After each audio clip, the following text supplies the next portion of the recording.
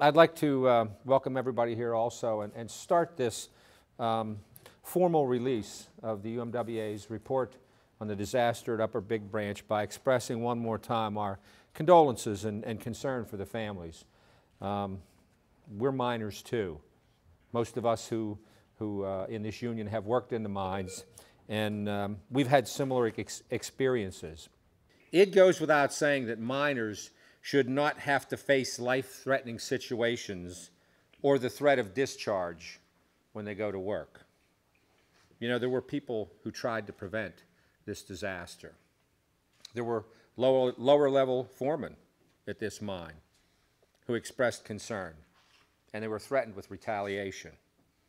There were individual inspectors who tried to do a good job, and they found out that all too often the company was tipped off to their presence. While this was a non-union mine, the miners there had a right under federal law to designate someone to represent them in the area of health and safety, and they chose the United Mine Workers. The federal government and the state government decided that the miners' representative should not hear the testimony of the witnesses. 300 people testified. We know what 25 of those people said because those testimonies have been released to the public. Now, that's another flaw that we would call on Congress to rectify, call on MSHA to rectify, and call on the state to rectify. How can you have a representative of the miners designated by the miners not being privy to what's being said by the witnesses? Part of the process for protecting miners is that, coal companies are supposed to obey the law. They're supposed to do that. There are laws that say that.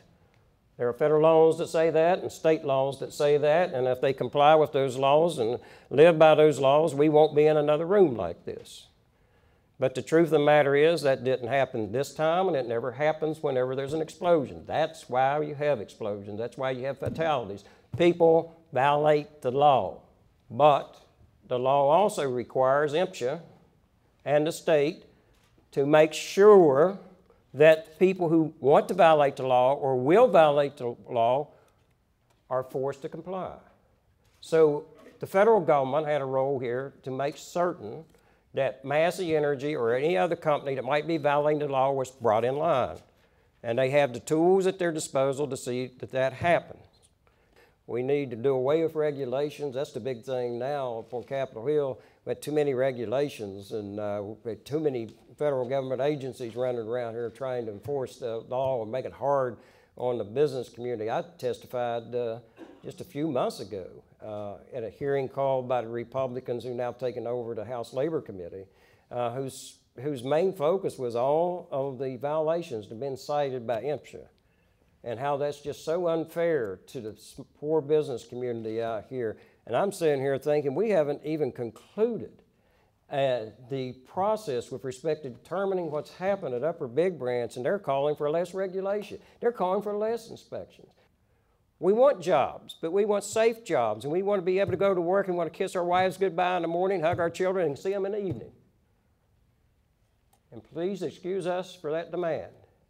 Most people who are not familiar with mining, they say, well, if we could just find the ignition source, we've solved this whole thing. Well, that's not true.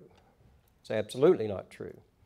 The reason it isn't, we believe that the longwall striking rock in this mine caused a friction, ignition, that then set off a pocket of methane, that then set off a horrible explosion. Now you say, well, gee, that's just terrible, and it is. But it shouldn't have happened, even with the ignition. Since 1983, there have been over 1,800 ignitions in coal mines in the United States of America by either the shear or the continuous miner at the face on conventional sections, one of the two. 1,800 of them. And this is how many fatalities that caused. None. We all know the history of this company. But we had a foreman here who basically said, I'm concerned for my men, a foreman, who said, I'm concerned for my men. I don't think we should go up on this section. And this foreman, who is now a victim, who has now perished, who died in this explosion, was said, if you can't go up there, get your bucket, come outside and go home. And basically, either you do it or you're fired. For less than 1 penny per ton, they could have rock dusted this mine and made it safe. For less than 1 penny per ton. The evidence is they never rock dusted this to the standard it should have been. They had a rock duster that didn't work.